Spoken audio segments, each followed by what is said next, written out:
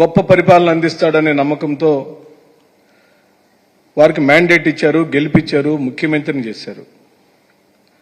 వారేమో ఎన్నికలలో చెప్పిన అబద్ధాలను మళ్ళీ ప్రధానమంత్రి గారికి చెప్పినట్టుగా ఒక నోట్ని టీడీపీ రిలీజ్ చేసింది.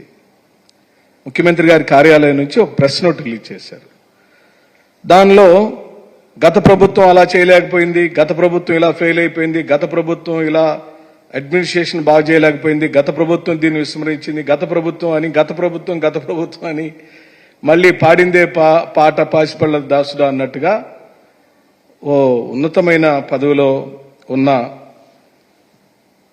చంద్రబాబు నాయుడు గారు జగన్మోహన్ రెడ్డి గారిని మర్చిపోలేకపోవటం అనేది ఈరోజు ఆలోచించదగ్గ అంశం. ఓ రాష్ట్ర ముఖ్యమంత్రిగా కేంద్ర మంత్రులను కలవాలి,